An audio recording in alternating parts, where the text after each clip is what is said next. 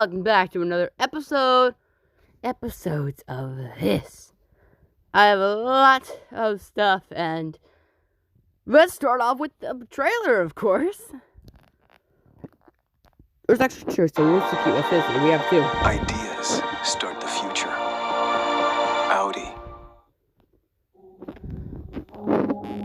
Abandoned, just as I was.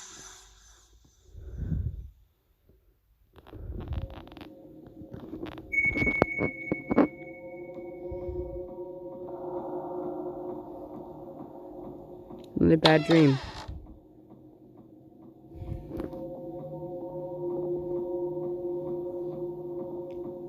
Ah.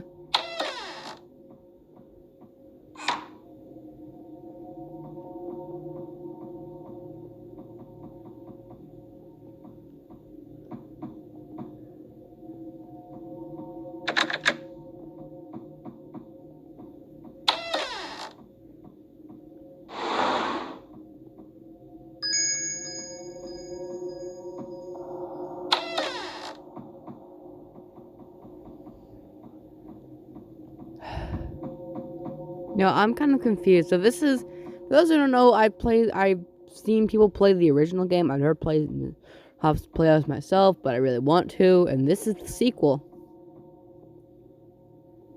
And oh yeah. Okay, this is the original game. Girl, keep running. Keep running. Yeah, you got it. Run for that rabbit. Okay, that is way faster than you. Esther, we are trying to sleep. What I think is that this is the backstory of Esther, which is the grandma from the original game.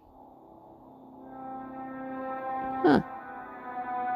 You woke us all up again. Did you have a bad dream again, Esther? It's not just a bad dream, Isaac. It's the same dream, over and over again. Maybe it means something? Maybe it means you're going crazy. I am not crazy, Molly. Here you are, kids. More things for you to make a mess with. New toys! This is kind of weird. So I think she's the one predicting it, but then she gives Ruby the same type of doll for some reason.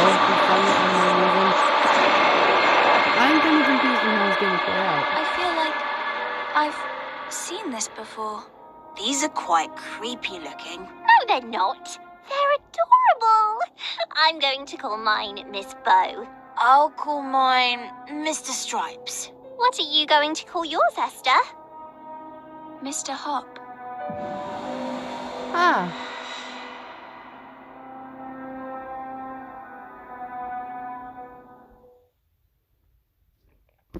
And we got this trailer. Seems cool, you know? Oh my gosh. Tom and Jerry, the movie. Wake up. I like the first game. This trailer looks like it will be like cooler than the first game. Yeah. That's our trailer.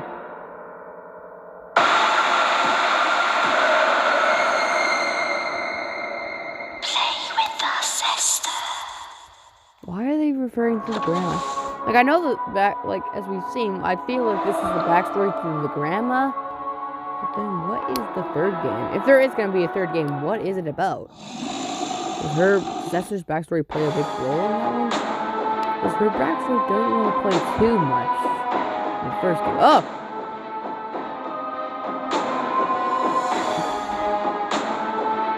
This game looks way better than the original. Holy crud. Holy shoot.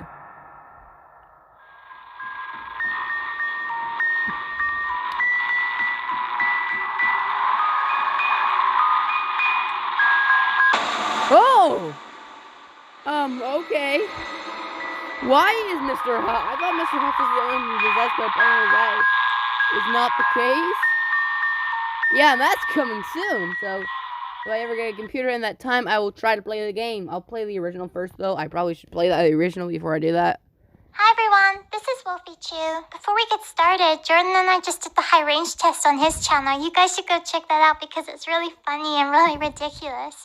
I'll leave the link to it down in the description down below. I am a very gullible person. Yeah, I see Especially that. when I was younger, I would believe pretty much anything anyone would tell me. So when I heard things like, you can catch Mew in Pokemon Red, it's hiding under a truck. Or, if you steal an egg from the kitchen and keep it warm, it will hatch into a chick. I believed everything. I was so determined to keep an egg warm so that it would hatch into a chicken because I saw someone do it on TV. And I really didn't want to listen when my mom would tell me that store-bought eggs just don't do that. Anyway, my friends at the time knew how gullible I was, and they would take Full advantage of that. this. I was looking back on the things that they would tell me, and some of them are actually pretty crazy. Like, if you drink or eat something really cold when you're really hot, your stomach will explode. My friend told me that she saw this happen on TV, and they explained that you should never, ever eat or drink something cold when you're really hot, because otherwise this could be you. And of course, I believed it. I didn't even think to ask anyone else if it could be true. I just thought, there's no way that someone would tell me something that wasn't the truth. So I was terrified. And for I don't know how long after that, anytime I ate an ice cream, I would eat it as slowly as I possibly could, just to be safe. Another one was never sneeze with your eyes open or your head will explode. Obviously, that's I not really possible. did fall for a lot of body exploding pranks, huh? One time I went to my friend's house and saw her pet goldfish, and I think this was actually the first time that I'd seen anyone with a pet fish, so I was really fascinated by it until she told me that it was actually a baby shark. Looking back on this one, I think she probably just told me that to get me away from the fish tank to go play. But this made me terrified of going to her house because I was really scared that one day the fish was just gonna suddenly grow up into a full-length shark and attack us. And then a couple of things that I picked up, which I think are a little more common, are like, don't sit too close to the TV or your eyes will go square. I thought that that meant that your eyes will literally go square, so I used to check my eyes in the mirror every day to see if any squareness had started to happen, because that would be really scary. And the other thing was watermelon seeds. I think I saw a cartoon where somebody accidentally swallowed a watermelon seed and it started to grow into a full plant in their stomach. That seems a And little that bit made me ridiculous. terrified of ever eating watermelon because I thought that the same thing would happen to me and I'd just have watermelons growing out of my stomach. So I refused to eat any watermelon for a pretty long time. When I was little, my best friend, I'm gonna call her Elle because that was the first letter of her name. Anyway, she was almost 3 years older than me, so of course being older it meant that she was wiser and I would believe everything that she would tell me. And for some reason she used to like scaring me. She would tell me things like, don't leave the house today because there's a tornado coming. So I would sit in my bedroom staring out of the window, being really terrified of a tornado just coming up the street. And then she would tell me things like, there's a ghost gang that's terrorizing the town, so whatever you do, do not be outside after dark, because the light is the only thing that can protect you. This made me terrified of going up the stairs in the dark, so I always had to wait for someone to turn the light on first. And then one time when I was little, I went to Disneyland, and for some reason I ended up going on the Haunted Mansion ride. And at the end of the ride, there's this part where the voice is like, and now if you look into the mirror, you will see a ghost, and this ghost will follow you forever, kind of thing. And I took that very seriously. I remember I was terrified on the whole ride, and I took a glimpse right as we were passing these mirrors, and I saw this ghost face, and that traumatized me. And then when we went home and I told Elle about this, she was just like, it's true, I can see him now.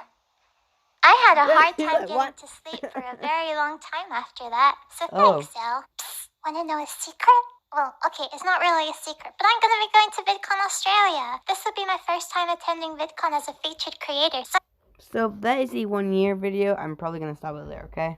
Mr. Hop never stops chasing you until you drop. Mr. Hop never stops chasing you until you drop. Mr. Hop never stops chasing you until you drop. Mr. Hop never stops chasing you until you drop. Mr. Hop never stops chasing you until you drop.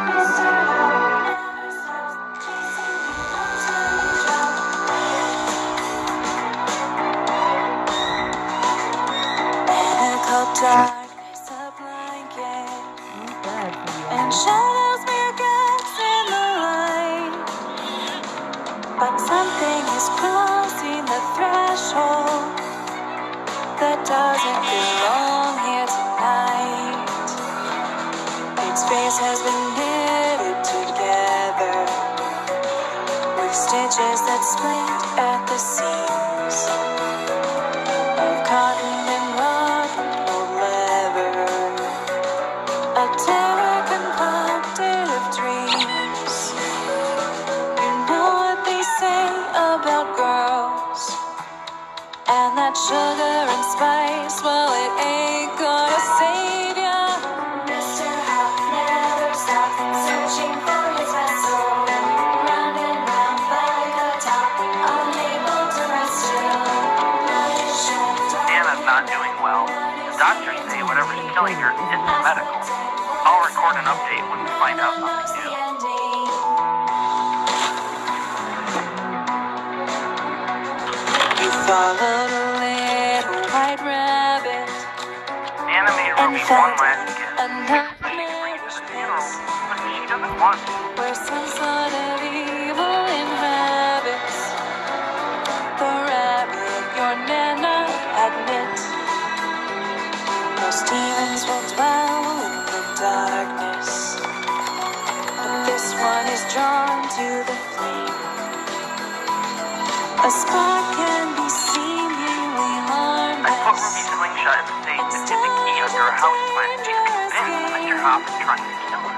All your sugar has turned into ash, and what spice you have left starts to burn like a So poison. guys, this is kind of me really good. Never stops hunting for a victim. Floorboards, stomach drops, heartbeat starts to quicken. No one hides from his eyes, dark and unrelenting. Your demise is his prize. Lena knows the ending. What is it? Okay, that's from the original game. Then it's not from the original game. Now courage is all that you've got, and fire is just what you need. Now your sugar is sliced to the wall, as the tears in your eyes are just food for your demons. I think she takes after me. Never stops, now you're out of the Mr. Hop can't be stopped. Darkness is descending. Siren sound burn you down. Nana knows the ending. Do you smell smoke? She takes after you.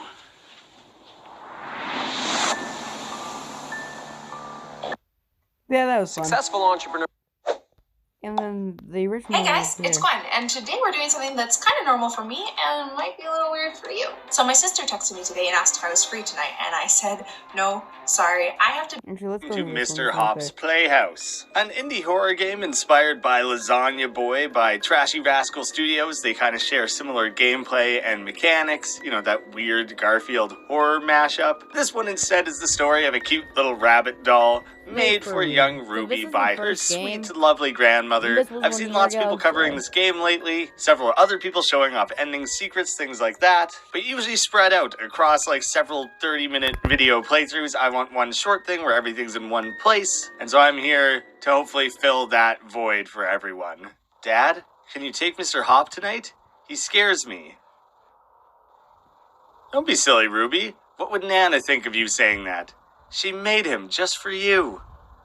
I'll leave your nightlight on. Try and get some sleep.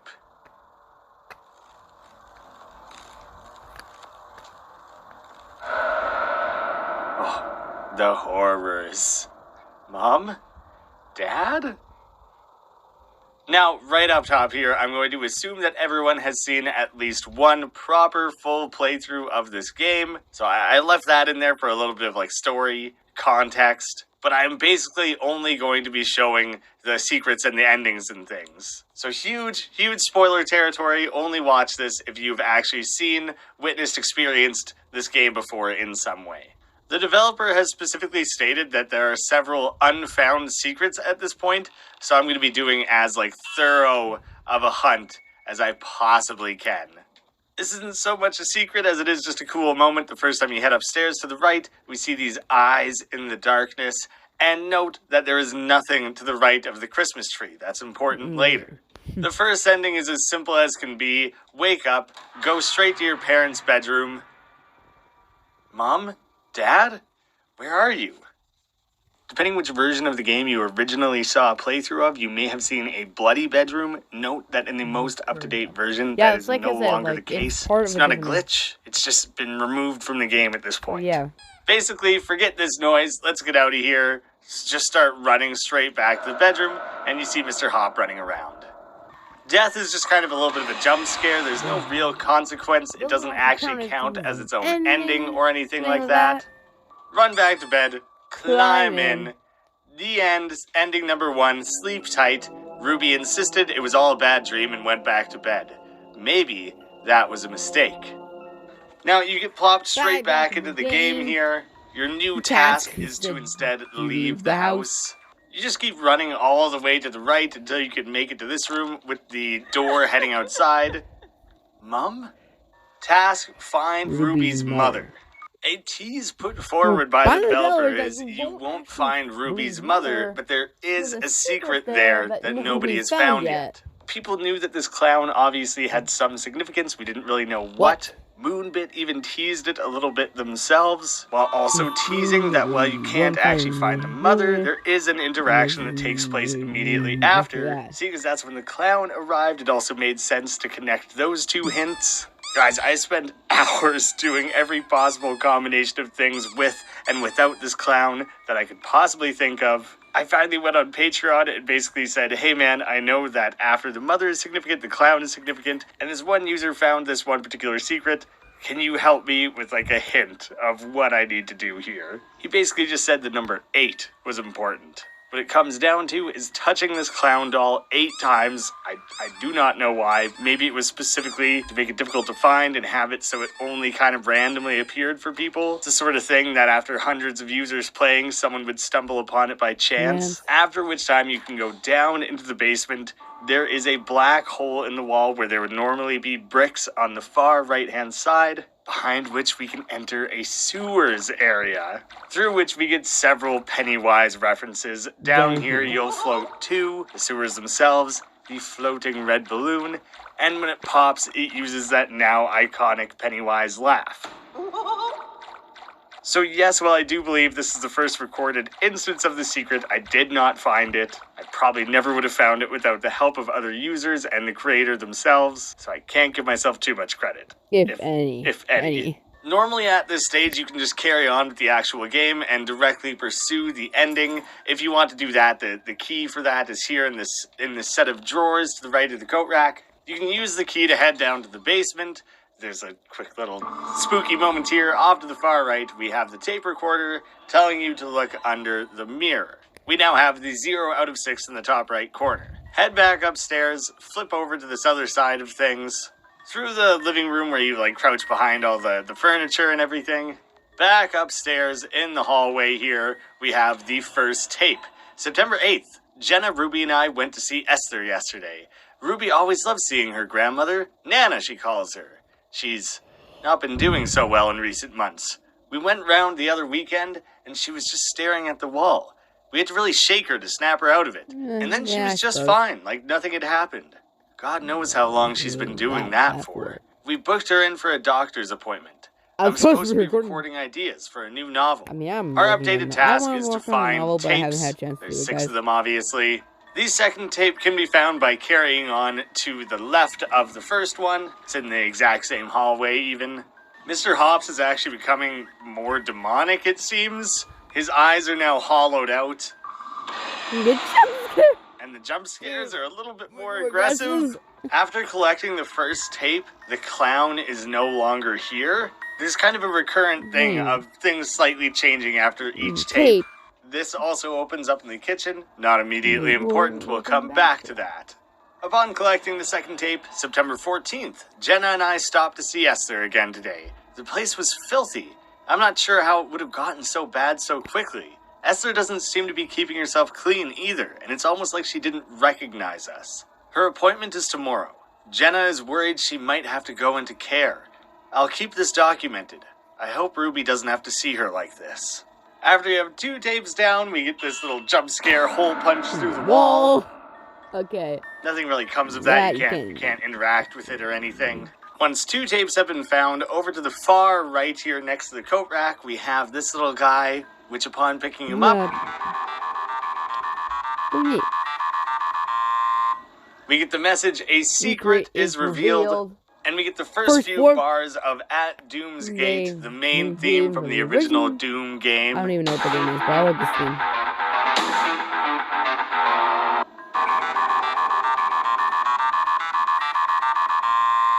I like the idea of a secret unlocking another secret. It's kind of a cool little layering of Easter eggs. It only makes sense in a game about a giant rabbit, even if Easter and rabbits together doesn't make sense. You'll also notice that this open cupboard is no longer available. You have to make sure you get it after the first tape. Again, different ending. We'll come back to that. So, third tape just to the left of the main house door with the coat rack. September 15th.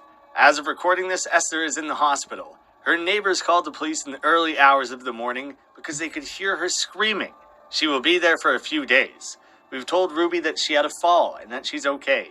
We're waiting on a diagnosis. You can now see Mr. Hop's eyes are starting to ooze a little bit. The jump scare is still the same.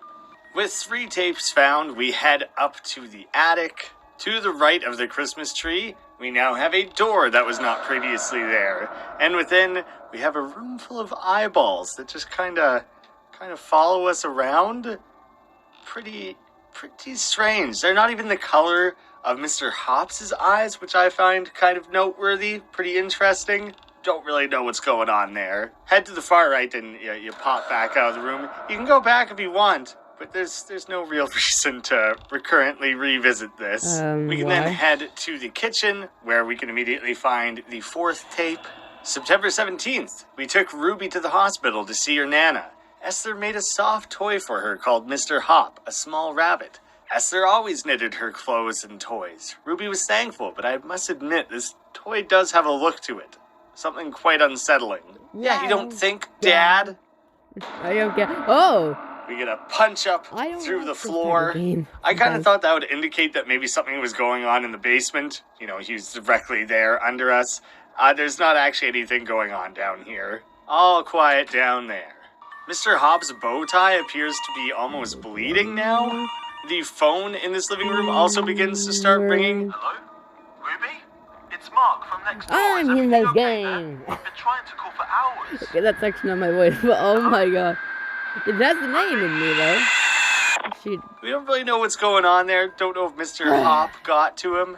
Yeah. But obviously he's aware that something is going on over at our place. Interesting that he calls us specifically, and not our parents. With 4 tapes found, if we go all the way back upstairs and over to our room, it's only for a brief second. You kind of have to be prepared for it, looking for it a little bit, or it's easy to miss. We actually have a cool little reference. We have Slender Man standing in the window. But now he's gone again. That's it. He's not suddenly also chasing us in addition to Mr. Hop. It's a very brief cameo, I guess you would call it. Head back upstairs to the attic. Next to the ladder here on the little chest, we have our 5th tape. September 19th. We just had a call.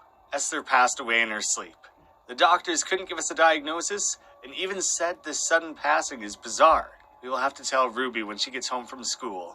This isn't going to be easy on any of us. After finding the 5th tape to the right of the tree, Nana looked into the fires of hell and she saw me. Interestingly, after finding the tape, the phone is back on the hook. We never re-hang up the phone. It still gives the little hand indicator that you can interact with it, but nothing happens anymore. It's a short trip for the final tape. We head to our parents' room, at which point you get horrible spider version of Mr. Hop run out at you, and you can escape from it quite easily. I don't know if that's kind of in a reference to the end of It, where Pennywise becomes a weird spider clown. You re-enter the room. Everything is looking pretty good at this point. September 22nd, Ruby hasn't been on her best behavior since the news. We had to take her slingshot away since she wouldn't stop firing pellets at the toy rabbit. rabbit. She said it protects her from it. It's just a toy. We've had to lock the slingshot away since Ruby keeps finding it. Jenna keeps the key under a houseplant in the hallway, I think. This is actually an updated version of the game. I imagine people have questions, so I feel obligated to share what's going on here. Guys, look, the game this is what I originally was had talking a about, the gun from the slightly previous alternate video. ending, just slightly. September 22nd, Ruby says that Mr. Hop toy creeps her out, but it's the only thing she has to remember her grandmother by. I keep hearing bumps in the night, like somebody's walking around, and it's scaring Jenna and I. I keep a handgun in the safe, but I'm considering keeping it closer to me. We lock that room so that Ruby can't get to it. Jenna keeps the key under a houseplant in the hallway, I think. Seems like something you should know, Dad. Two things here. It's specifically the layers in the new game that Ruby is not on her best behavior, and the handgun has been switched to a slingshot. The ending portion of the game involves Ruby defending herself, originally with a handgun, now with a slingshot. It wasn't the most common thing, but there was some negative responses to the idea of this young girl gaining access to her parents' handgun so easily and defending herself with it. Maybe not entirely necessary. The dev probably could have left it. It's probably a good socially conscious move to make that change. It doesn't really negatively impact the game, and it avoids those negative connotations. I don't want to get into a whole debate of it. I totally respect that choice. You can now start interacting with, like, every possible houseplant in the entire game. Mr. Hop seems to have already reached his creepiest. Nothing else seems to have changed now. His appearance doesn't seem to have gotten any more deteriorated or anything. I checked every possible houseplant as well as going elsewhere in the house just to make sure, for the sake of, secret hunting, and I didn't find anything extra. No, the Christmas tree does not count as a houseplant. The houseplant that we want is the one to the left of the yellow car, the same hallway that has the hole punched in the wall here. The calendar on the wall is marked with anniversary 18th of April. With the key, we can head back to the bedroom, unlock the door in which we have this little vault. I'm fairly certain this is the secret that's unlocked by collecting the Doom guy earlier in the game. I have no idea where people pulled 1987 from. I have to imagine that was just some trial and error. Unfortunately, I've lost the thread of who originally discovered that one, so I can't really say how they figured it out. The original Doom game came out in 1993, so that doesn't fit. It's probably a reference that I just don't appreciate, not knowing the franchise very well. But when you put in 1987, you get a scarred up Golden Freddy. I honestly don't know if it's Freddy or Golden Freddy. I've been told it's Golden. So I am back, and we're gonna. Okay, so we're Freddy, another cool little cameo Easter egg. Really, what we want is that anniversary from the calendar, April 18th, 1804, in which we get a slingshot that actually looks like rabbit ears, which is pretty funny. When you head down the stairs, we get Mr. Hop running straight at us. You can fend him off with your slingshot. We don't have to worry about anything anymore. We're invincible. I went on a pretty thorough hunt of things with the slingshot. There didn't really seem to be anything I could break, except for one thing that I will cover when talking about the next ending. Now making our way towards the exit of the house. Ruby, come and give your Nana a big kiss. Oh, Nana, what's she doing here? What brings you to our home? Thought you died. Oh! Run. Cheese it the hell out of there. Horrible, terrible things. The door is gone. We no longer have that as an option. You get this cool little action scene where you jump over the hands and shoot the other ones that you can't jump over until you make it to the exit, at which point the police arrive. Police, stay where you are. We get Ruby looking back from the police car at the house. She sees...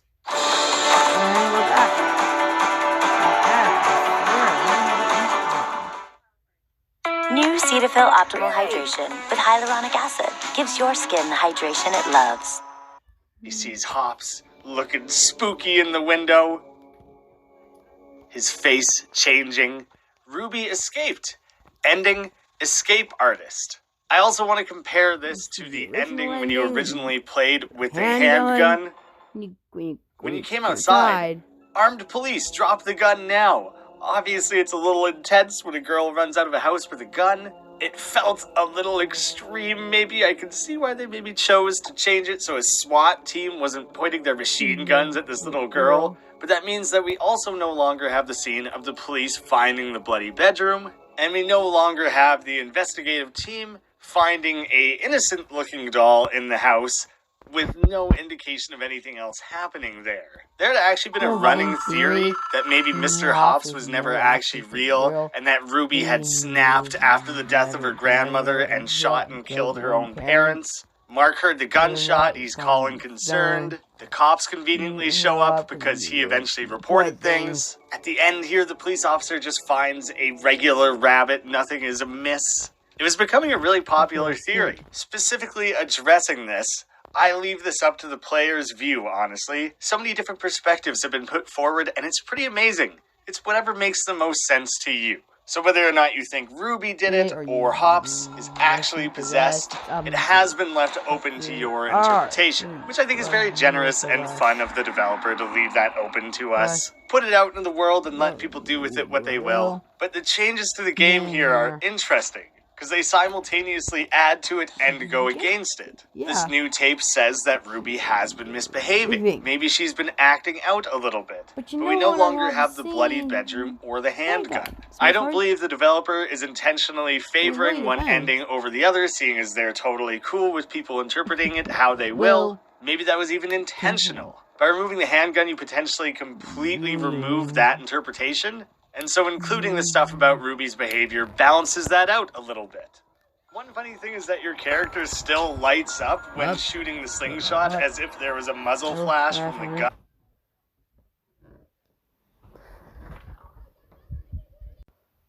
Okay, so we're back, guys. Here we go. That seems like maybe a little bit of an oversight. I think it's just kind of funny now. Because this is the most up-to-date ending, the one without the bloody bedroom, the one where Mr. Hops does appear to be possessed, I would say that this is the one that we should put more weight in when talking about the actual story here. But because people who have seen past playthroughs might be like, what's going on? I thought I remembered this ending differently. I do want to show that other ending. So I kind of pointed out teases of how to achieve the other ending. Since I've kind of laid that out, I can breeze through the walkthrough of that one fairly quickly. Play as you normally would. After collecting the first tape, we're going to make our way to the kitchen. Something you may have noticed in the previous playthrough is the little hand symbol that comes up at this part of the couch. It might be really unclear why specifically there. There doesn't seem to be anything to interact with. I can now draw attention to this little rag on the floor. That is the important piece. As I highlighted previously, when you arrive in the kitchen, after one tape, and only after one tape, this is your only chance to do so, you can collect the lighter fluid. If you screw up, which I did, then you can come back here and you'll see that the lighter fluid remains collected. You don't have to run back and recollect it, which is very nice because it's quite a long ways out of the way of tape number 2. Collecting the lighter fluid itself acts as a checkpoint of sorts. You don't have to do it every single time that you reset. Once you have the slingshot in hand, head right back up the stairs immediately where you just fought Mr. Hop, and you can shoot this one plant pot, through which you get the box of matches. If some of you haven't seen this ending before, maybe you're already starting to piece together where this might be going. Head back to the rag that I had previously pointed out. We have the lighter fluid and the matches. When you interact, Ruby used the lighter fluid and the matches. With the fire lit, we head back out to the main foyer. We get our call from Nana. Again, we are still running away from Mr. Hop. Here you can see that the muzzle flash doesn't happen. It was properly removed from that sprite. As we leave, Ruby. Save us, Ruby. Save your family. Ruby escaped, ending Firestarter. That ending appears to have been unchanged across the different versions. As for the Steam version having additional content, currently it does not, but Moonbit has confirmed that they plan to add to it a little bit in the future, expand things, add more to do, more secrets, so we can keep an eye out. This is something I want to share just because it's kind of cool. It's not something you can find within the main game, but over on Moonbit's Patreon, they do have a link to 1 hour with Mr. Hops, a Five Nights at Freddy's style fan game that blends the world of Mr. Hops with the gameplay mechanics of FNAF. It's pretty straightforward. There's 3 difficulties. Doesn't take very long to play through. You have to shine the light on Mr. Hops as he jumps around the room to try and keep him at bay. If you fail, you get a little jump scare. There's lots of fun stuff like that over on the Patreon. Totally worth checking out to get free demos, behind the scenes looks, things like that. It's pretty cool. I'd say it's some really well curated content, including entire games like this that you can't play elsewhere. And hey, it would be a good place to stay up to date on any new information you might have about upcoming games. Finally, to wrap up this video, I did get permission for this because it was originally behind like a paywall on Patreon, so I wanted to make sure I wasn't like stepping out of line. Moonbit said it had been long enough that he was fine with it being shared publicly, so I do have permission to share this. We do have a tease that Mr. Hops Playhouse 2 will be coming sometime in mid-2020. He has other games in the works. It's not his top priority right now, but he will be getting back to it. Maybe once revisiting the original game a little bit more. Yeah, that's something cool we have to look forward to. For now, I believe that is all of the possible secrets and endings in this game. Absolutely all of them, but more will be coming. If you like this style of video, I'll have a link to a playlist of videos where I do similar secrets and endings highlights. You guys could suggest other games I take a look at. So yeah, check the description below. I'll have a link to Moonbit's Patreon in case you guys want to support him. Mr. Hops on itch and Steam is totally free, so this is the only real income that he would be making off these games. So yeah, consider giving that a look. Thank you so much for watching, and I'll see you again soon.